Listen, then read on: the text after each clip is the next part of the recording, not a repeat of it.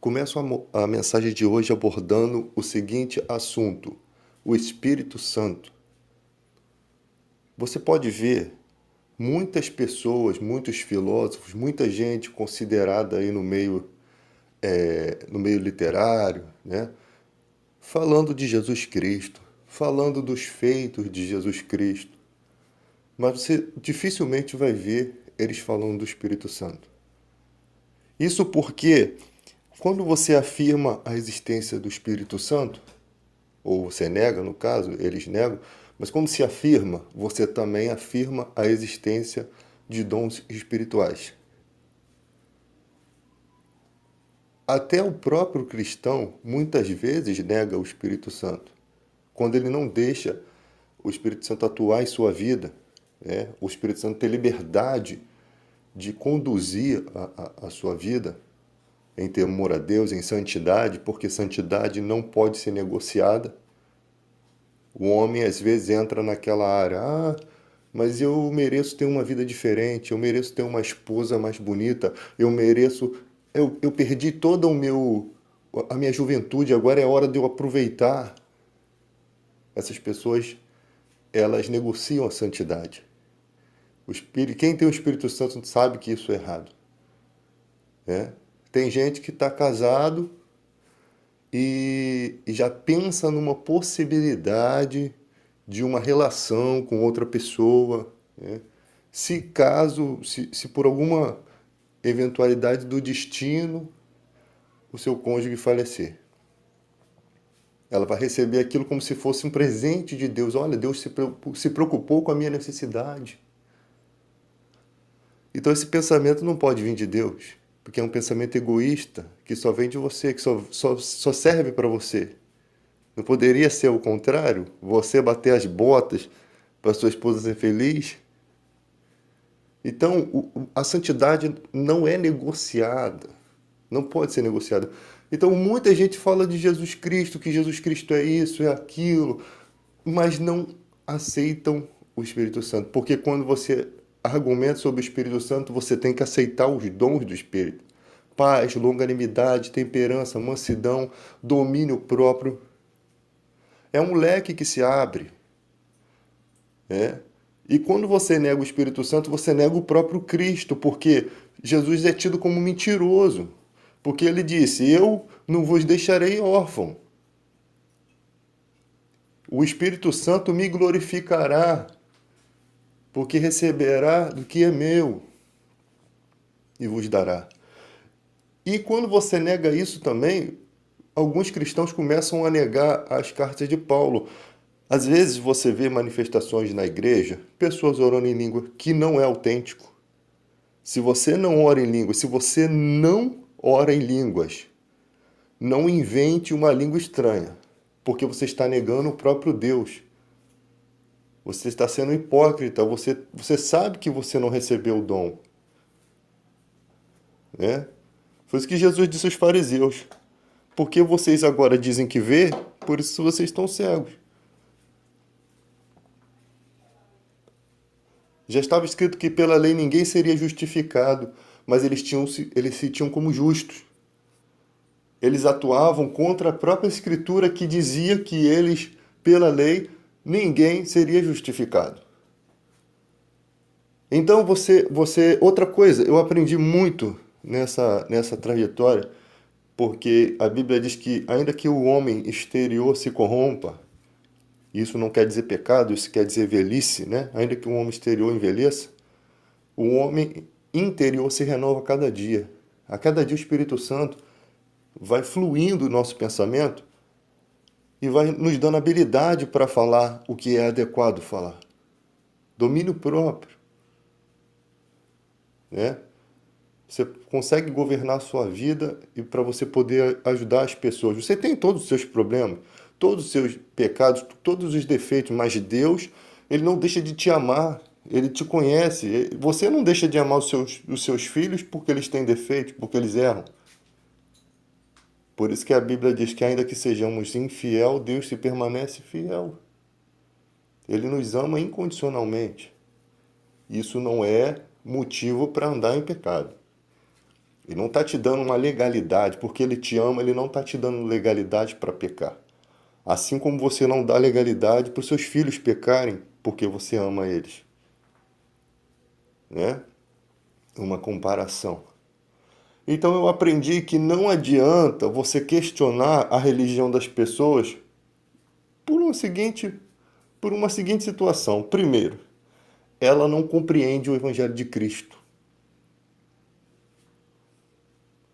Quem nega as Escrituras não recebeu de Deus, não tem Deus. Não... As Escrituras elas só passam a valer no seu coração, você só passa a aceitá-la todinha do jeito que ela está ali por conta do Espírito Santo. Ninguém pode dizer Senhor, Senhor, Senhor Jesus, se não for pelo Espírito Santo. Ninguém pode aceitar o conteúdo bíblico se não for pelo Espírito Santo, porque tudo ali é discernido espiritualmente. Fala-se de demônios, o Espírito Santo te faz acreditar que existe demônios. Te falam de um Jesus que você não viu, te falam de um Deus que você não viu, te falam de anjos. Você passa a acreditar e você acredita em toda a Bíblia. Você vê que isso no Antigo Testamento tinha uma certa dificuldade. Os fariseus e os saduceus. Os saduceus não acreditavam que existia ressurreição. E Jesus teve que ensinar e explicar a eles no livro que eles criam, que era o Pentateuco. Estava ali na cara deles que Deus era Deus de Abraão, Isaac e Jacó. E Jesus perguntou para ele, vem cá, Deus é Deus de morto? Deus, por acaso, pode ser Deus ainda de alguém que não vai existir mais, de quem não existe na presença de Deus? Então existe eternidade, então eles estão vivos para Deus. E ali os saduceus não sabiam o que dizer. Porque a resposta certa vem do Senhor, a resposta veio, fulminou os argumentos dele. Eles também não acreditavam em anjos. E tinha um monte de coisas escondidas ali que eles estavam cegos quanto àqueles ensinamentos. Só que hoje em dia o Evangelho é totalmente revelado. O Brasil é um país que ele foi agraciado com o conhecimento da palavra de Deus e até hoje nós não sabemos por que disso. Agora está sendo a África do Sul. Outrora, Estados Unidos já teve sua parte. Só que o pregador Paul Walsh, nos Estados Unidos, ele disse que o evangelho lá está super deturpado. As pessoas acham que confissão de fé é assim, eu vou confessar aqui os meus pecados, e Deus me perdoa, e eu volto a praticar os pecados, porque eu sei que Deus vai me perdoar. Como se a oração fosse um McDonald's, né? Um check-in do McDonald's ali, onde você pega o seu lanche e vai embora. Um drive-thru. E isso é terrível, porque a gente acreditar nisso é falsificar o Evangelho de Cristo. Porque Jesus disse, aquele que quer vir a mim, negue-se a si mesmo, pegue sua cruz e me siga. Não falou que ia ser fácil, não. Falou que a porta é estreita e o caminho é apertado. São poucos que acertam. Então você vai ver pouca gente guerreando pelo Evangelho autêntico. Pouca gente vivendo o Evangelho autêntico. A porta é estreita. O que você mais vai ver é um mundo tentando entrar para dentro da igreja. Ontem eu vi um vídeo de uma menina que faz um clipe, né? Aí no clipe ela disse que o gatinho chamou ela para namorar. Olha só, como é que eu avalio as coisas. E eu gostei, ele tem carro, ele me beijou, eu beijei ele. Até que ele me levou pro bar, eu não bebo coca, nem vinho, eu não bebo vinho nem cerveja, eu só bebo coca. O clipe mais escroto que eu já vi na minha vida. Porque crente, uma cristã vai sair com um cara que ela sabe que bebe. Primeiro que começa o clipe, na hora que entra no carro, o cara já vai tentando passar a mão nas pernas dela. Que cristianismo que a gente está tentando mostrar? Isso aí, para mim, é motivo de chacota para o mundo. O mundo ri da gente quando vê essas coisas. Isso é escandalizar o reino de Deus, gente.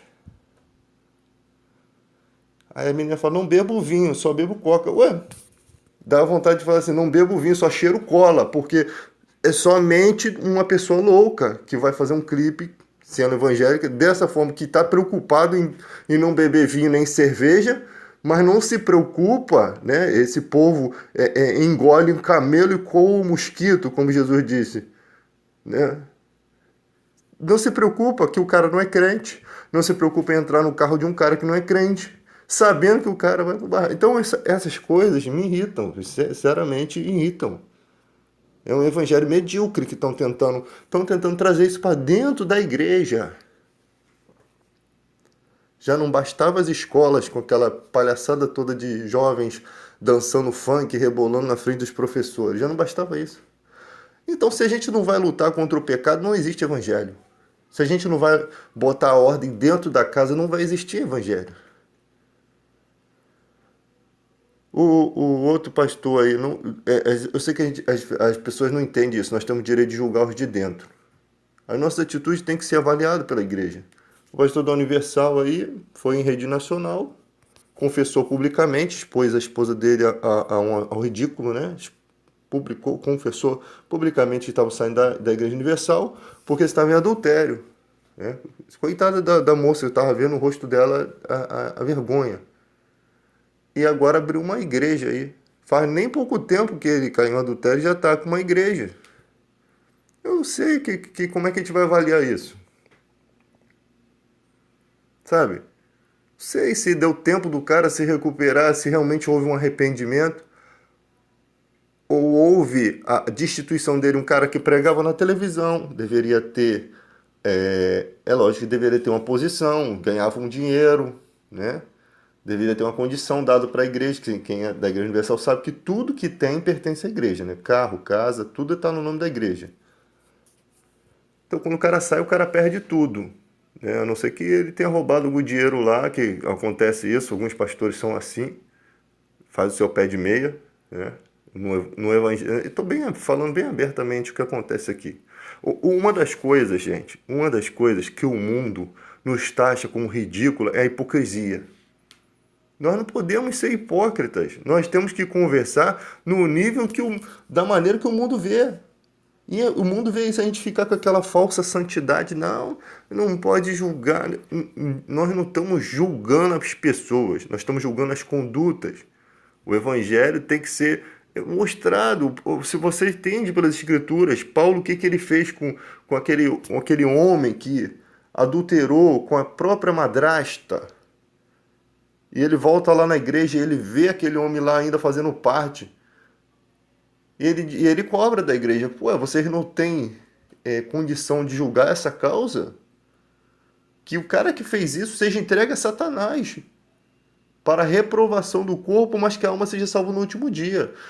Tipo assim, as bênçãos da igreja não podem mais estar sobre esse cara, porque não houve arrependimento, não houve punição, não houve nada. Simplesmente se varreu para debaixo do tapete e seguiu em frente. É como os casos de pedofilia da igreja católica, que também tem nas igrejas cristãs. Não se pode varrer para debaixo do tapete.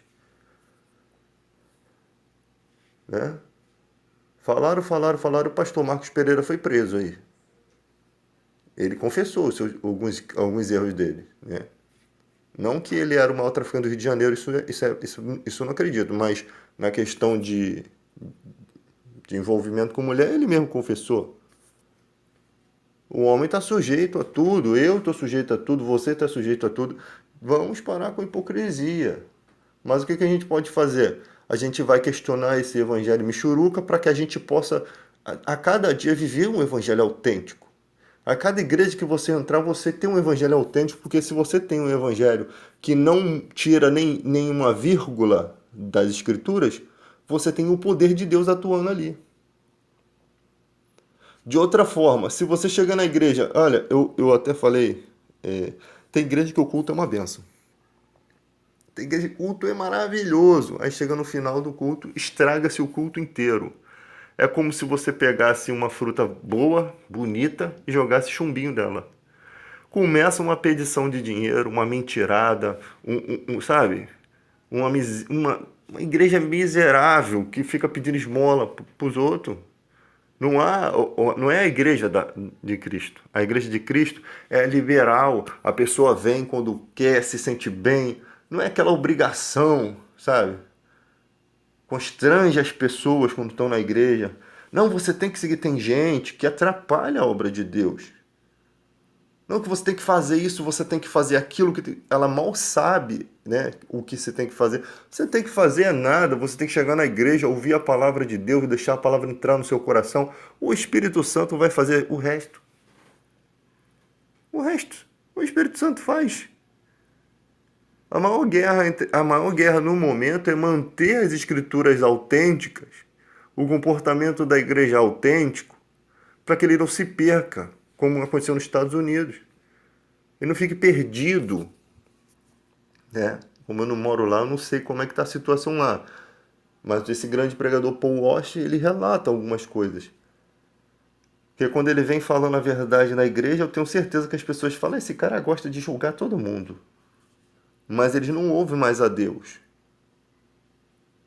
O homem está... Se você estiver baseado nas escrituras, você não está julgando, você está mostrando a palavra de Deus para que se corrija. O mal, as falsas doutrinas, heresias, elas entram dessa forma. João chega a dizer, se alguém traz outra doutrina, não recebais em casa. Porque naquela época os falsos missionários vinham para destruir a igreja com as suas falsas doutrinas, e o povo crente dando uma de bobão. Ah, eu tenho que amar o próximo. Aí dava uma morada para o cara que era um falso pregador. Quer dizer, está fazendo a obra do diabo, porque a falsa doutrina vem do diabo para quebrar o verdadeiro evangelho, que foi pago com alto preço, né? Foi comprado. O evangelho, ele tem marcas de sangue e tortura para ele chegar autêntico na nossa vida. Aí a pessoa, não, tem que fazer o bem. Até os meus inimigos aí dava guarida para falsos pregadores. O João disse, não, esse tipo de amor não. Não confunde o que é amar o próximo com amar a injustiça. O cara está trazendo a mensagem falsa, não recebais em casa, para que você não esteja compactuando com aquele falso ensinamento. Entende o limite do amor? Entende os limites do amor? Jesus, quando esteve diante de Herodes, ele não deu uma palavra. Ele chamava Herodes de raposa. Que assunto Jesus tinha para conversar com Herodes? Não havia assunto nenhum. Um homem debochador. Jesus mesmo, a palavra de Deus mesmo diz, não lance suas pérolas aos porcos. Não perca tempo em lançar as pérolas do evangelho, coisa preciosa, para quem não quer, para quem despreza. Porco não come pérola, porco não se interessa por pérola, ele come lavagem. Então não lance coisas preciosas a quem não quer. E tem gente que fica insistindo, não, o evangelho vai, deixa se arrebentar na vida. A verdade do evangelho é essa. Sacode a poeira do pé, gente. Você não vê Silvio Santos oferecendo trabalho no SBT para as pessoas aí. Você não vê um trabalho bom para as pessoas. As pessoas que têm que se encaixar os modos do trabalho. O evangelho é muito mais valioso do que qualquer coisa dessa daí. Ele não está sendo forçado a barra, não. Ele está sendo oferecido. É um convite. Vem quem quer. Mas quando você vem, Jesus diz, aquele que vem a mim, de modo nenhum lançarei fora. Vinde a mim, vós estáis cansados e oprimidos, e eu vos aliviarei. O meu fardo é leve e o meu jugo é suave. Então, ninguém pode dizer Senhor Jesus se não for pelo Espírito Santo. Não adianta você ficar questionando a religião. Aquela pessoa não entende. Satanás cega os entendimentos dos incrédulos para que não enxergue a luz que é em Cristo. E muitas falsas religiões têm cegado as pessoas. Mas uma hora Deus tira essa cegueira, ele dá um estalar de dedo, ele tira tudo isso. Como? Com o poder da pregação do Evangelho. Porque só o Evangelho tem o poder, só ele é a verdade. A mentira pode se parecer muito com a verdade, mas ela não é duradoura, ela não dura para sempre. Ela não dura para sempre. Então o poder da pregação da palavra, agora, a carta de Cristo, o Evangelho, ele tem que ser pregado e vivido. Porque senão ele é um ato de hipocrisia. Se as pessoas no mundo, elas vêm todas desconfiadas. O mundo causa muitos males às pessoas. Você confia em muitas pessoas que se dão bem nas tuas costas, pessoas que te traem. Então a pessoa vem desconfiada. E você acha que ela vai chegar dentro da igreja confiando em todo mundo? Nos seus sorrisos? Nos seus abraços? Você acha que ela vai se sentir acolhida assim de imediato? Não vai. As pessoas estão carejadas. Então, quando elas vêm à igreja, deixa elas sozinhas. Deixa elas virem à vontade. E deixa sempre as portas abertas para elas. Mas quando elas estiverem ali, cuide bem delas. Trate bem. Mostre que o Evangelho é o Evangelho de Cristo, de amor, de paz. Uma outra questão que as igrejas perdem muito, a falta de preocupação com o bem-estar do seu semelhante. A Bíblia diz que nós devemos cuidar dos nossos, né? Vira e mexe, alguém está passando uma necessidade e a igreja continua seguindo com seus hinos, seus louvores, como se aquilo não... como se Deus tivesse que cuidar daquilo. Como se não fosse papel da igreja conversar sobre aquilo. E isso é terrível, né? Isso é terrível, porque eu já vi pessoas passando necessidades, irmãos prósperos, sem nem tocar, sem sensibilizar. É na necessidade que um amigo se torna irmão. Tiago fala sobre a fé prática. Não pode mandar a pessoa embora, vai, ou a gente vai orar aqui e vai dar tudo certo. Não, se você tem como socorrer, socorre.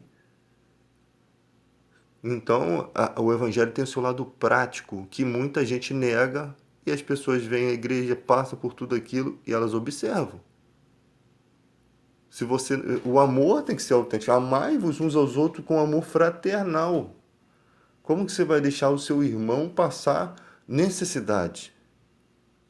Os próprios pastores, quando eles são falsos pastores, né? Tem gente que não é falso pastor, mas não é um verdadeiro pastor, mas só que nessa área está em falta. E tem gente que é falso pastor mesmo.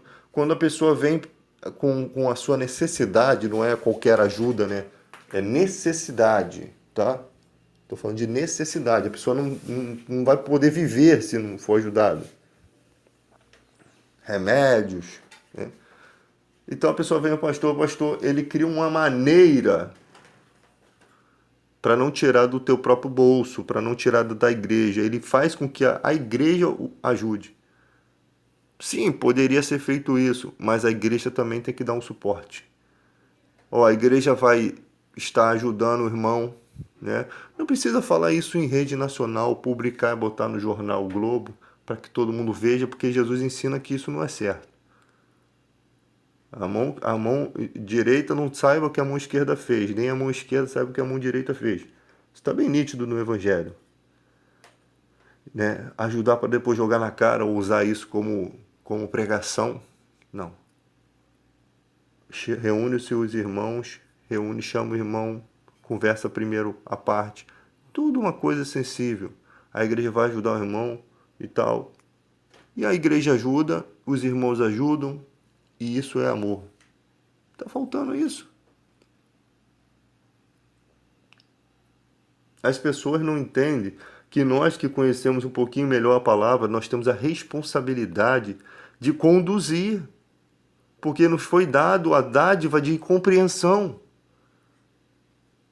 Compreender que as igrejas estão invertendo os valores espirituais. Isso deixa... Paulo disse certa vez que na igreja havia muitos fracos, doentes, muitos que dormem porque não discerniram o corpo de Cristo. Não entendiam o motivo que estavam fazendo na igreja, o motivo da morte de Cristo. Ele morreu para que todos... Ele disse em 2 Coríntios 5,15. Ele morreu para que todos os que vivem não vivam mais para si, mas para Ele. O amor de Cristo nos constrange, disse Paulo. Julgando nós assim, que se um morreu, logo todos morreram. E Ele morreu por todos para que os que vivem... 2 Coríntios 5,15. Ele morreu por todos para que os que vivem não vivam mais para si, mas para Ele. A morte de Cristo foi para que Ele pudesse viver em nós. E nós pudéssemos permitir a sua vivência em nós. Mas a igreja não permite, porque aí você vai vendo, aí a pessoa chega na igreja, propósito para ganhar casa própria, propósito para carro, jejum. Ela não jejua para receber mais do Espírito Santo. Isso daí não devia ser uma vez na semana. Esse deveria ser o propósito.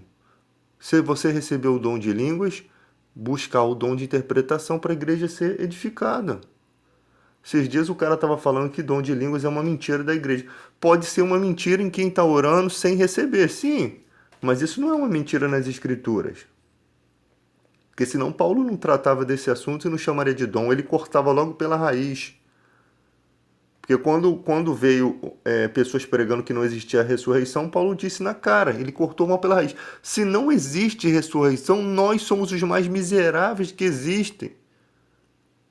Se não existe ressurreição, comamos, bebamos, que amanhã morreremos. Ou seja, vamos nos alegrar com a vida, nada mais importa, não tem importância viver, não tem importância viver a santidade, não tem importância viver nada.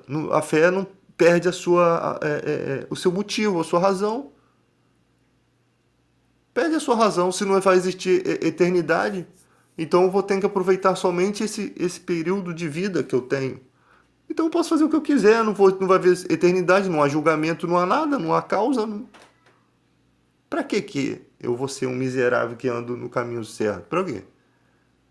Será que vai chegar um ponto da minha vida que eu vou parar e vou analisar, ué, para que eu estou fazendo isso? Não há recompensa. Vai acabar. Então você nota que não existe, que a eternidade, ela te dá uma sensação de que Deus criou a vida, não foi o homem nasceu do macaco, porque Deus, como é que o homem existiu do acaso e depois morrer por acaso? Sabe? Então você entende que as escrituras se comportam, se conformam com a vida. Você nasce de uma forma misteriosa dentro do ventre da sua mãe. Aí você não sabe nada do mundo. Você começa a compreender o mundo, as pessoas à sua volta, aí você existe. Aí você passa a entender a sua existência, coisa que nenhum animal consegue fazer. Ele não sabe que é um cachorro, o gato não sabe que é um gato. Tudo é por instinto, mas o ser humano começa a entender a sua existência. Essa é a nossa imagem e semelhança de Deus. Sabe que sabe, o homem sabe que sabe, ele compreende-se, ele tem sentimentos, como os animais têm sentimentos, mas ele sabe a razão dos seus sentimentos. E ali ele passa a interagir com filhos, netos, e ele passa a interagir com pessoas, ele sabe que existe, ele sabe o que representa cada coisa à sua volta, e aí a vida acaba do nada, para nada isso.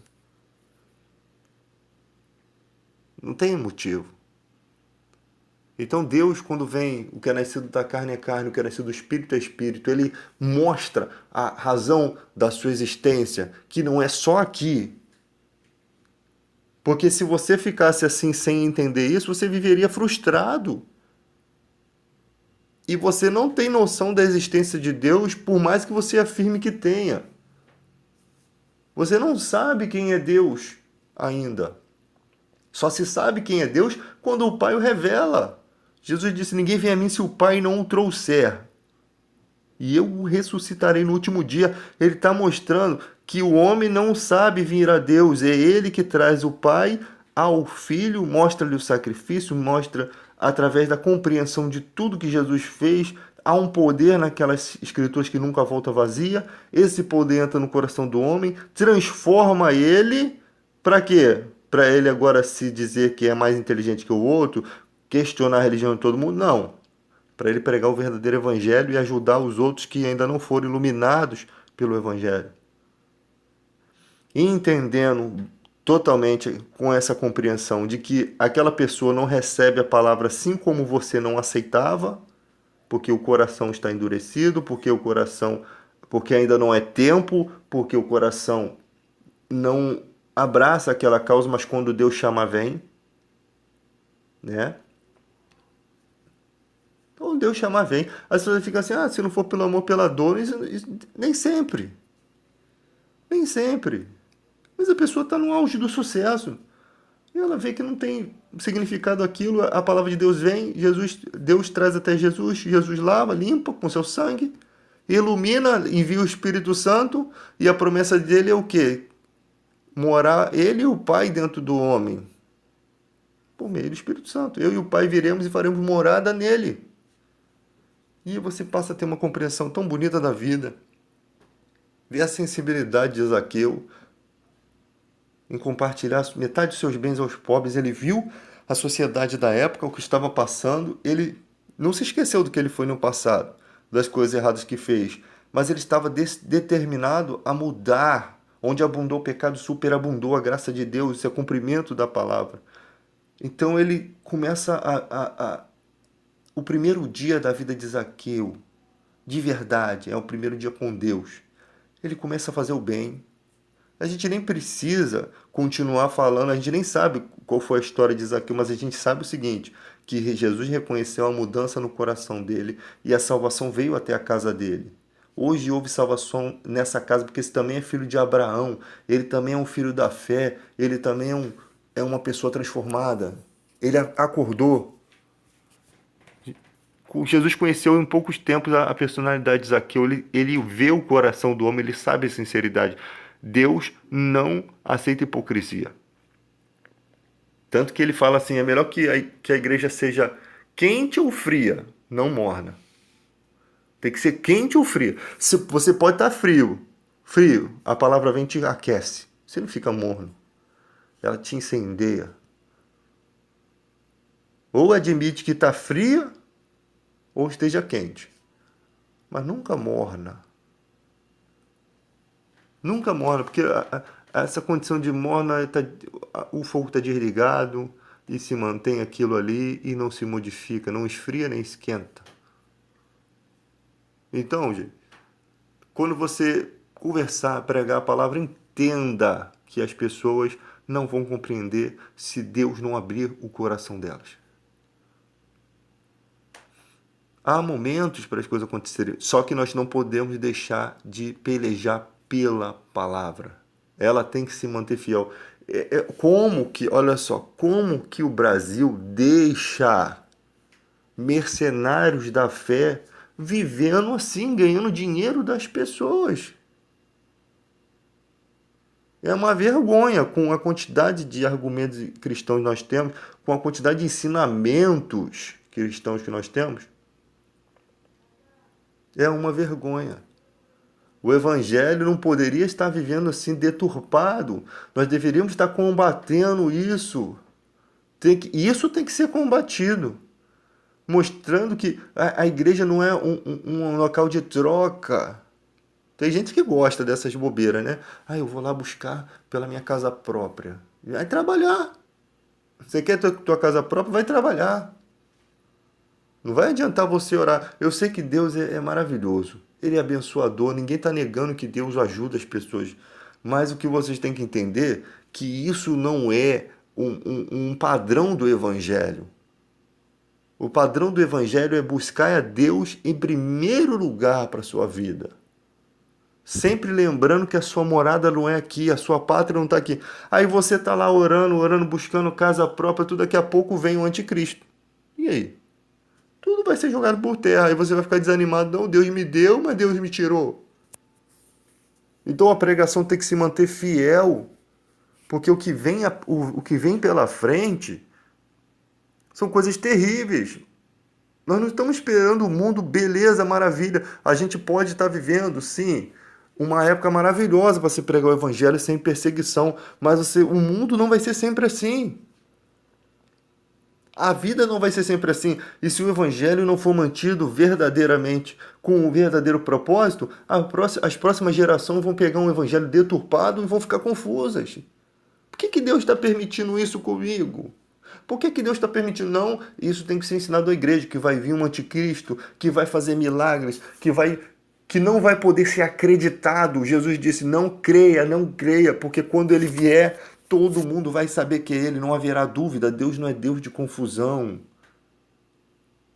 Quando Jesus veio, ele cumpriu 300 e poucas profecias. Ele cumpriu.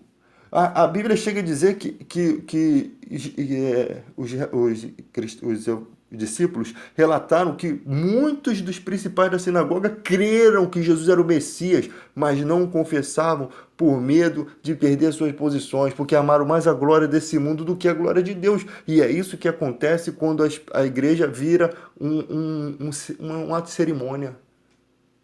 cerimonialismo vira um costume. Cria-se um monte de regras, não pode tocar nisso, não faça isso, como hoje em dia. Não pode usar camisa sem manga, não pode raspar o sovaco. Cria-se um monte de regras que não tem poder para santificar o homem. Não tem poder essas regras. Só o evangelho tem esse poder para santificar. E não se tem Deus ali, se tem um monte de encargos, canseiras, ideologias, idolatrias. Olha, aquele homem é tão... Olha, ele é um servo de Deus, olha como é que se veste. Olha, ele usa a camisa aqui todo dia. Ele vai para a praia de calça jeans. Gente, isso não é o Evangelho de Cristo. O Evangelho de Cristo é autêntico. Eu posso estar de bermuda e camiseta aqui, igual você, conversando aqui, ó, sobre Deus, sobre a palavra de Deus. E a pessoa sabe que Deus não ia dar esse conhecimento a qualquer pessoa. Mas o meu comportamento tem que ser como o que eu prego. Pregar o evangelho não nos dá legalidade para pecar. Tem gente aí que é missionário, vai por todo mundo, e todo lugar que ele vai arrumar uma mulher. Sabe? Ele acredita em que Deus está usando ele, porque o fato de Deus ter dado conhecimento a ele, ele pode fazer o que ele quer e bem entende. Não é. Não existe isso. Santidade não se negocia. Sem santificação ninguém verá o Senhor. Então a nossa preocupação maior é com a santificação. Como é que eu vou estar indo para a igreja preocupado que eu moro de aluguel, que eu não tenho um carro, porque meu vizinho que é do mundo tem... E eles botam isso. Deus é o Senhor do ouro e da prata. Eu já vi o Bispo Macedo falar isso. Deus é o Senhor do ouro e da prata, é rico. Os seus filhos têm que ser ricos. Como é que você escuta uma idiotice dessa de um cara que é líder de igreja? É a maior imbecilidade que eu já ouvi na minha vida. Tá? Ele pode ter falado muitas coisas bonitas, muita coisa bacana, mas tem muita imbecilidade entranhada em alguns conhecimentos. Aí fica essa barganha com Deus. Não, você tem que acreditar e vem dar dinheiro. Isso não é o Evangelho de Cristo, porque isso causa escândalo. As pessoas de fora vêm, olha, quem pode dar 1 milhão? Imagina um cara desempregado, os relatos que eu ouço, nunca você vai ouvir isso de Cristo. A palavra de Deus é primeiramente pura, pureza. Você pode falar mal de todo mundo. Falei igual o Negan agora do The Walking Dead. Você pode falar mal de todo mundo, mas o evangelho é puro. Esse você tem que levar para sua casa. O evangelho é puro. Não existe nada dessa parafernália que acontece em certas igrejas dentro do evangelho. Cada um contribua segundo o que propor no seu coração, não por tristeza nem por constrangimento, porque Deus ama o que dá com alegria. Não pode haver constrangimento. É tudo por amor. Oferta é um ato de amor, é um ato de adoração. Não pode ter pressão. É terrível isso, né? E eu já percebi que muitas pessoas que quando querem sair da igreja, elas inventam uma forma para sair.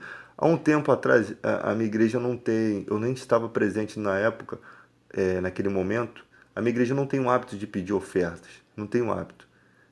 Tem o momento, às vezes até se esquece, o momento do louvor, as pessoas entregam as suas contribuições livre e espontânea vontade.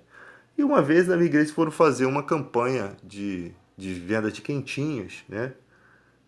Eu até achei estranho que estavam passando uma rifa, mas eu não falei nada, mas porque tem gente que você sabe que não compreende o que está fazendo. A gente tem que ser pronto a ouvir, tardio a falar e tardio a se irar, né? Então a gente vai avaliando para ver aonde vai aquilo, e se não for longe a gente deixa para lá. Mas foi longe, continua, vamos cortar isso aqui, isso não pode. Então aí houve uma questão dessas quentinhas para terminar a obra da igreja. Você sabe que muita gente saiu da igreja, simplesmente por isso. A gente ia fazer quentinhas, né?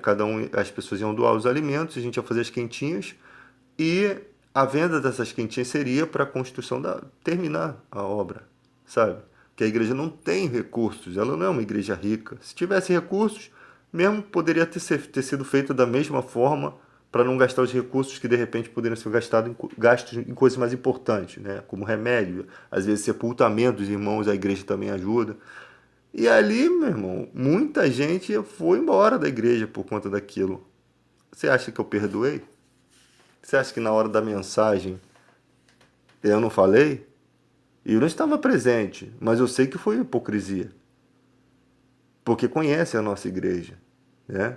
Então, se você quer sair, eu falo bem na cara, se vocês querem sair da igreja, não invente um motivo. A porta está ali aberta. Pode ir embora. Pode ir embora. Eu não vou ficar perdendo meu tempo pregando evangelho a quem não quer. Eu não vou ficar lançando pérolas aos porcos. Jesus era dessa forma. Jesus disse aos discípulos: aí, estão indo embora, vocês querem ir após eles? Pedro disse: Senhor, para onde iremos? Só tu tens as palavras de vida eterna. Nenhum cristão vai sair da igreja por bobeira. E hoje em dia está um modismo. Eu vou dizer para vocês por que eu saí da igreja. Virou moda isso. Eu estava me sentindo assim. Você quer viver no mundo, você não quer viver com Cristo. Não traga essa vergonha para a igreja de Cristo. Você pode sair de uma denominação e ir para outra. Você não pode sair de Cristo. Você pode sair de uma igreja. Mas ela está dizendo, confessando que saiu da igreja mesmo de Cristo, saiu de Cristo. Né? E há pouco tempo nos vídeos, eu vou questionar aqui de novo, denunciando aqui a hipocrisia do batismo de Bolsonaro, né? Pelo pastor Everaldo, que foi candidato a ex-candidato a presidente da República. Você pode perceber que em nenhum momento do batismo ele diz: você aceita Jesus como seu único, suficiente Salvador? Então, você acha que eu preguei isso? Eu prego aqui no YouTube porque eu não vou pregar isso dentro da igreja. Né? Eu não faço política dentro da igreja. Mas muita gente da minha igreja, muita gente, pastores, muita gente votou em Bolsonaro. E você acha que eu achei isso legal? Uma coisa é o seguinte: todo mundo tem o direito de votar em quem quiser, tá? É um direito de acreditar. E eu tenho o direito de confrontar as ideias. Porque eu estou mais por dentro dos assuntos. É um ato de hipocrisia indicando para a igreja que o cara está se tornando cristão, que não é uma verdade que nós estamos vendo. Vamos botar, ao invés de Zaqueu, vamos botar Bolsonaro no lugar de Zaqueu.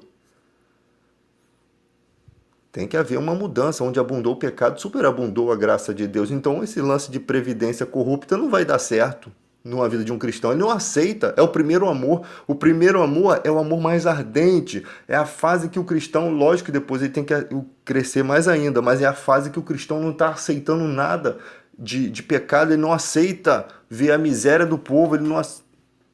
O que mudou na vida de Bolsonaro como cristão?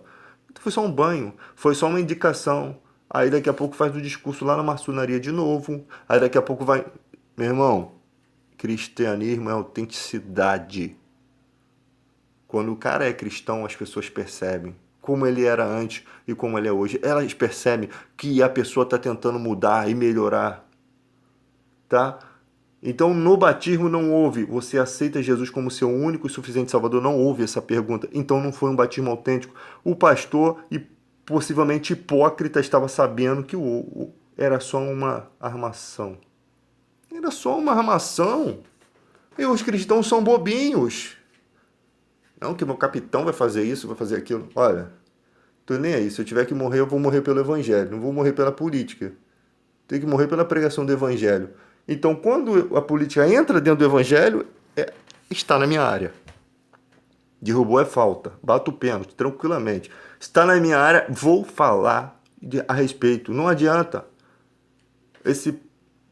O Tony de Paula, irmão de Oséias de Paula. Será que o Oséias de Paula também votou em Bolsonaro? Eu duvido.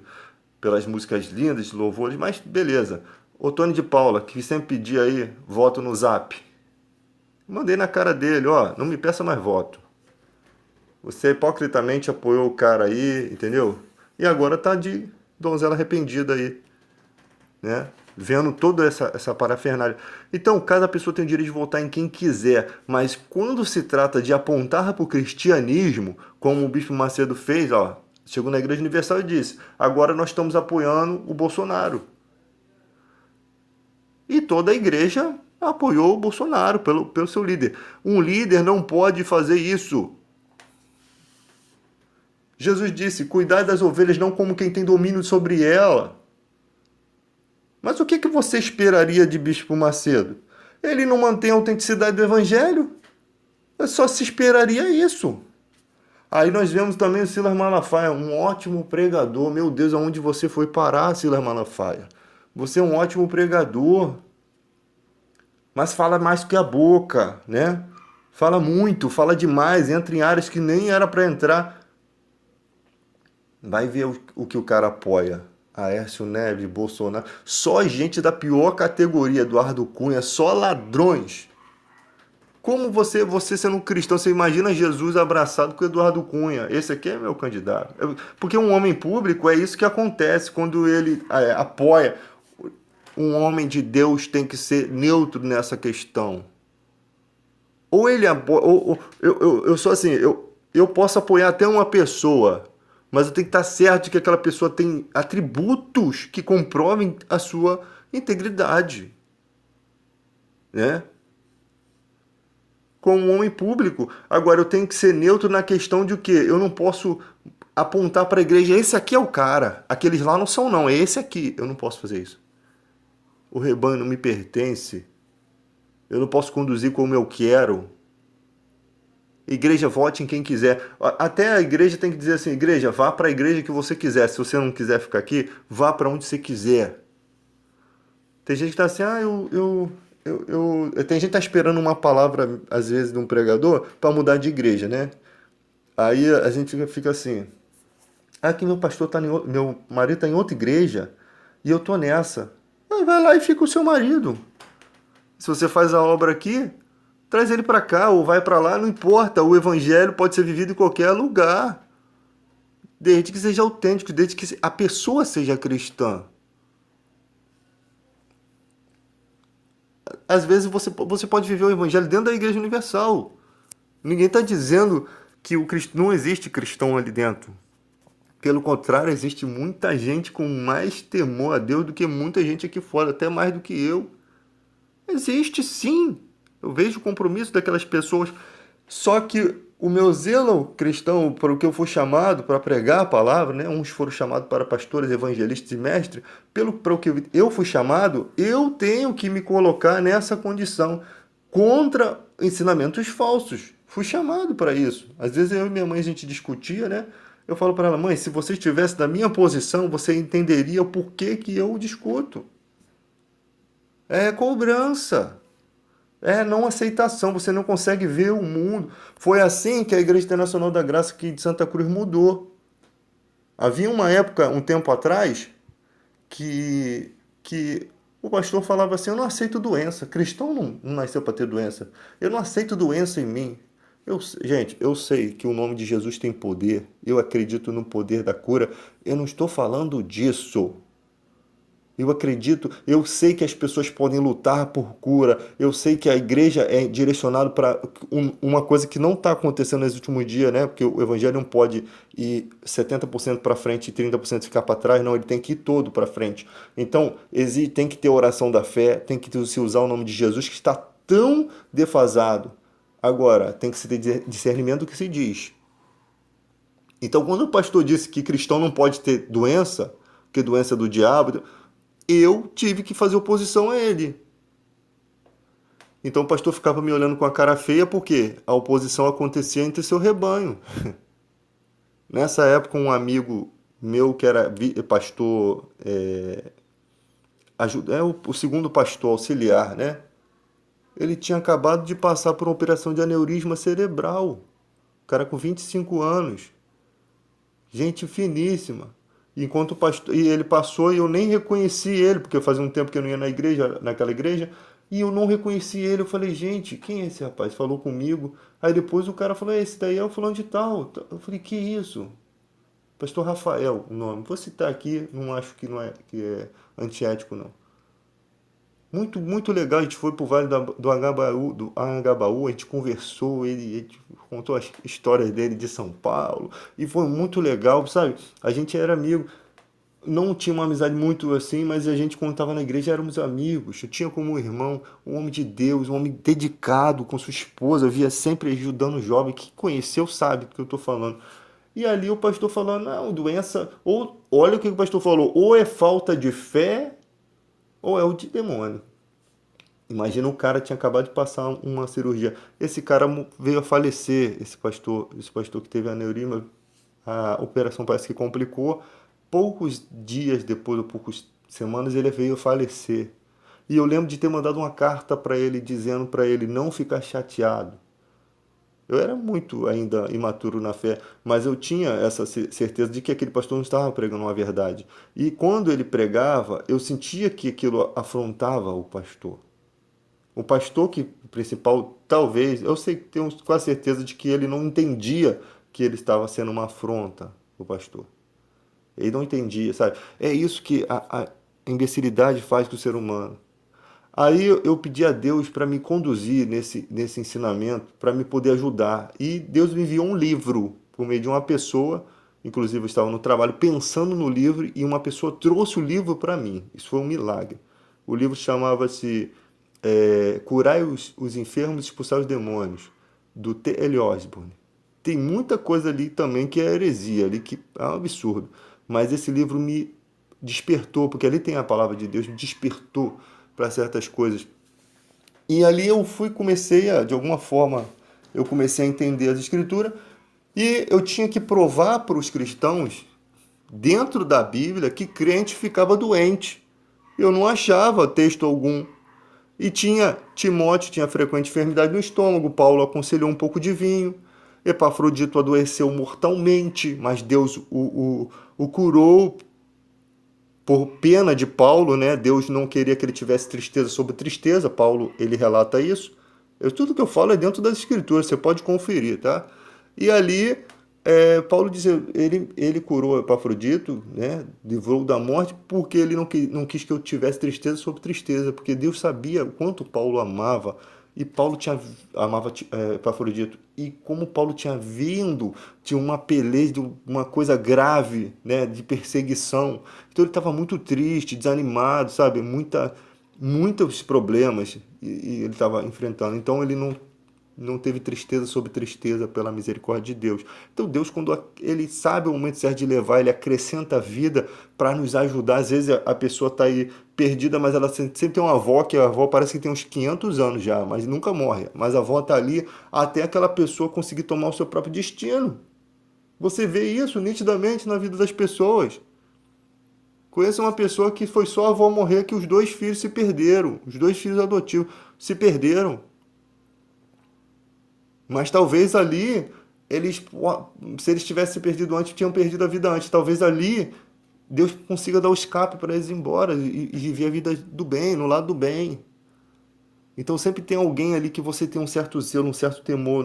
Você não faz ou faz a escondida para não decepcionar aquela pessoa. E aquela pessoa está sendo um nutriente para sua vida. E isso é divino, isso é maravilhoso, né? E ali eu cheguei com esses argumentos e o pastor ficava me olhando com a cara estranha. O pastor era até gente boa. Mas eles ficavam calados quando eu argumentava sobre isso. Por quê? Timóteo tinha frequente enfermidade no estômago, Paulo aconselha um pouco de vinho, que era um terápico, né? Um remédio da época, não tínhamos a ciência avançada como hoje. E logo um cara que os seus aventais e lenços pessoais curavam. Você acha que Paulo não orou por Timóteo? Você acha que Paulo não orava? Mas ali Paulo mostrou o lado prático da fé. E talvez ele tenha visto que Timóteo estava vivendo ali daquela forma e achando, talvez, tá? Uma conjectura, que Deus tinha a obrigação de curá-lo sem ele precisar tomar um medicamento. E Paulo falou, não continue tomando sua água. Mistura um pouquinho de vinho com água e toma por conta das suas frequentes enfermidades. Então ali não cabia uma oração, cabia um ensinamento, que você é humano.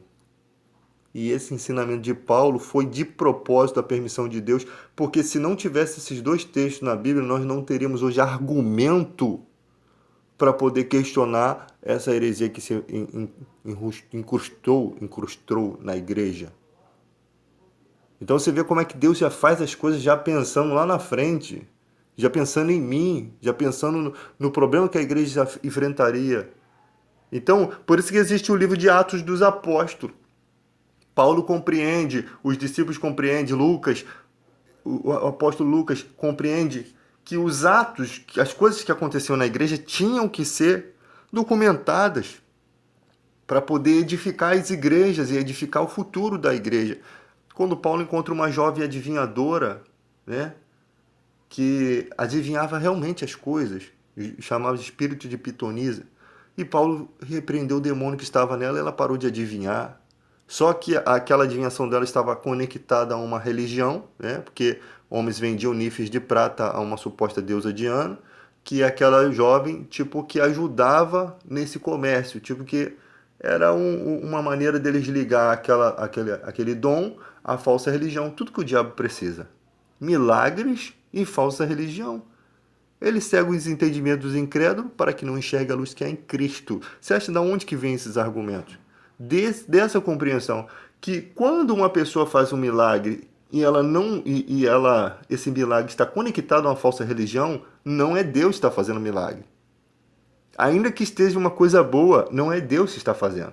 Quando você vê o relato de Lucas 13:10, uma mulher encurvada de 18 anos por conta de um espírito de enfermidade, cujo Jesus diz no versículo 16, e não convinha soltar dessa prisão essa filha de Abraão, a qual Satanás há 18 anos mantinha presa, você entende que Lucas, sendo médico, relata que Paulo estava passando ali, né?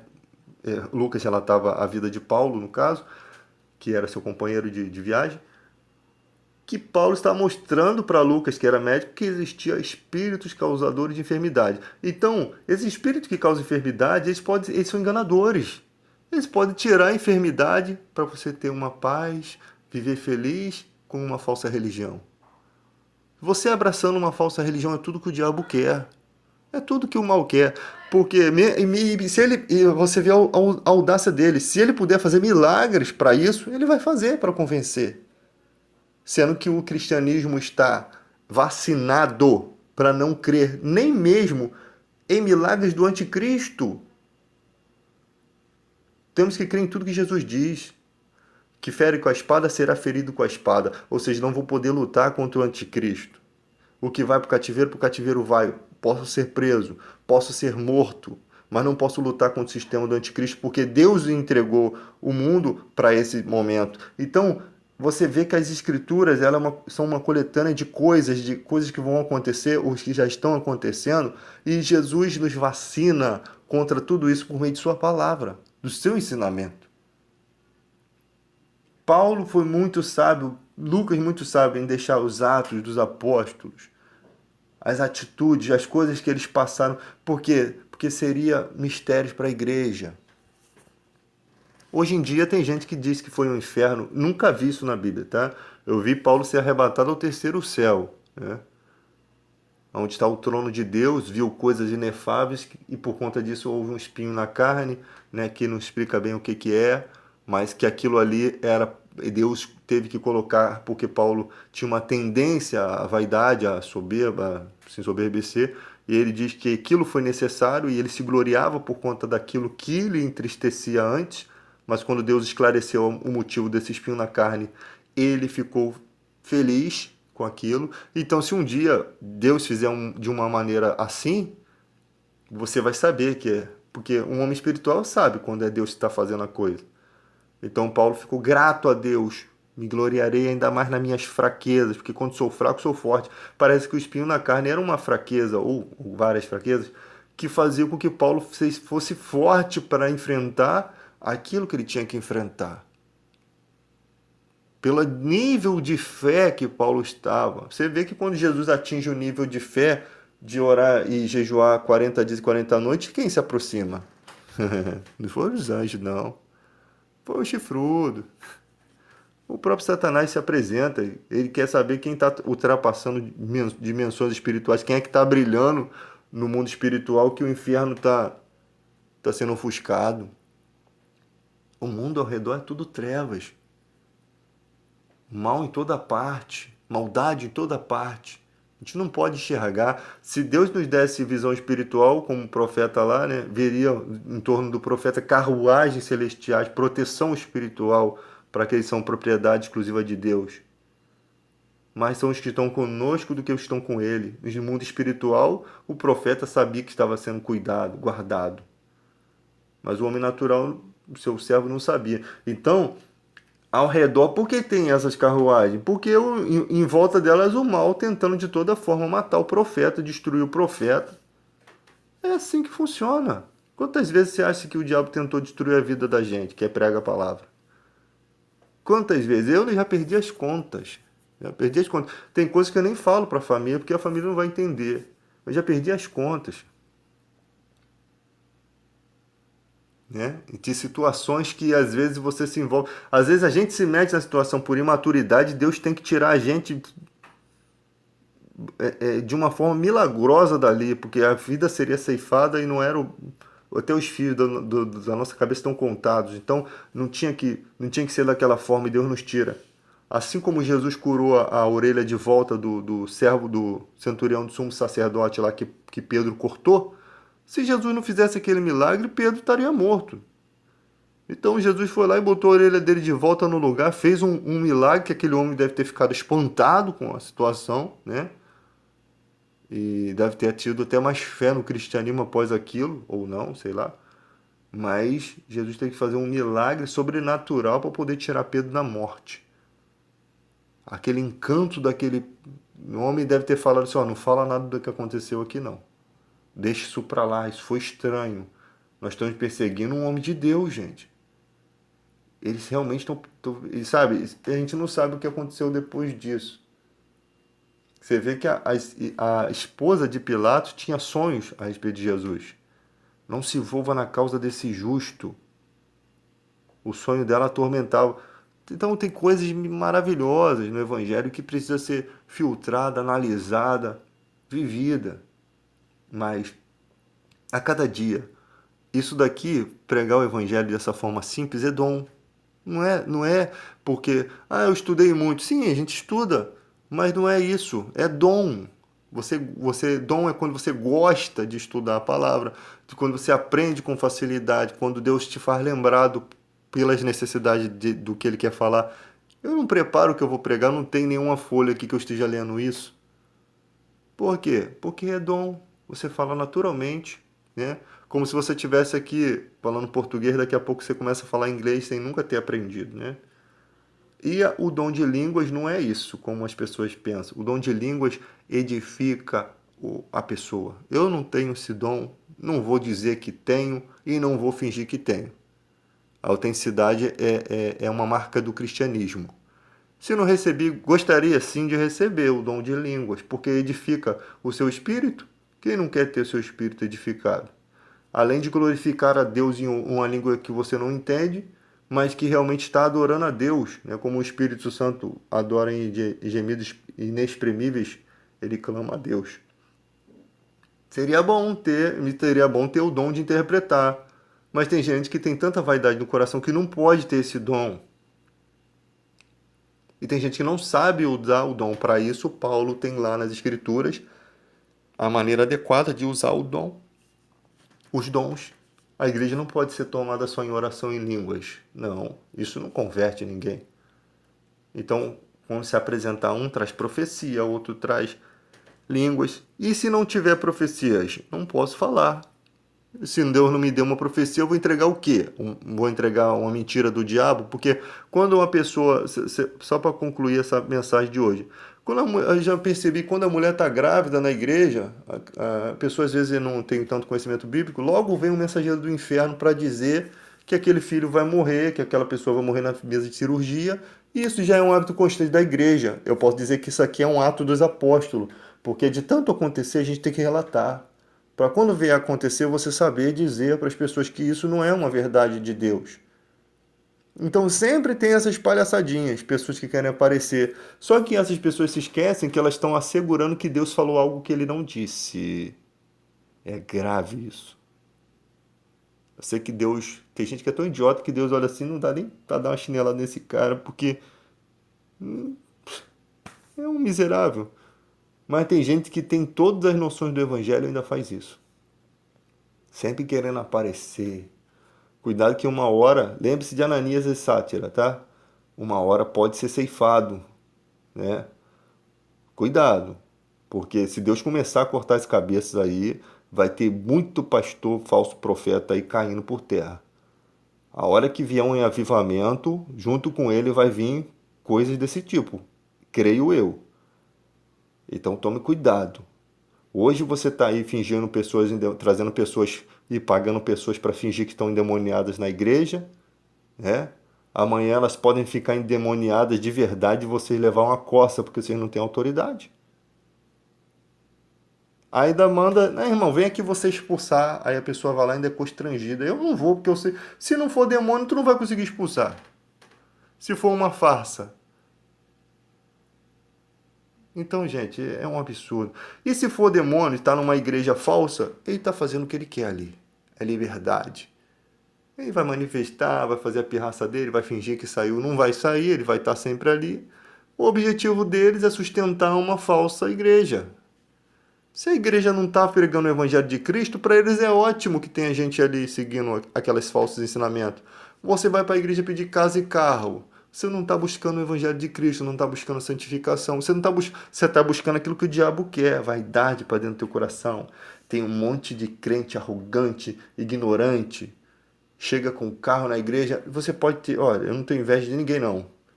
Compre as coisas, seja bem-sucedido, mas não seja idiota, imbecil. As pessoas gostam de falar o que são. Eu sou isso, sou aquilo. Você percebe a vaidade, sabe? Precisa, gente. É tão bonito quando a pessoa descobre o que você é sem ninguém dizer nada. Não seja você que se exalte, seja outros que te exalte. Não precisa. Porque um homem, como Davi disse, caem-me as divisas em lugar ameno. Ou seja, as minhas medalhas de guerra, o fato de eu ser rei não representa nada diante desse Deus, cujo eleva os meus olhos para o monte, né? Salmo 121. De onde me virá o socorro? O meu socorro vem do Senhor, que fez o céu e a terra. Então você percebe a humildade de Davi, aí você vai comparar com os cristãos da igreja hoje, é uma arrogância. Não, mas você não pode discutir comigo política, porque nessa área aqui eu sou formado. Gente, formação não tem nada a ver com coração e ética. Personalidade. Se você não tem a personalidade de reconhecer que está errado, se você for o senhor da razão, né, só a sua opinião que importa, acabou. Não adianta o conhecimento. Não vai ter conhecimento que vai te livrar disso. Isso é um karma, né? Falta de personalidade, falta de autenticidade. O cristão tem que ter autenticidade, porque o mundo, ele muitas vezes vai cobrar essa autenticidade sua. Ele quer ver, as pessoas querem ver como é que você age quando vê hipocrisia na igreja. Você vai para debaixo do tapete ou você sopra tudo e balança tudo e diz que realmente está sujo?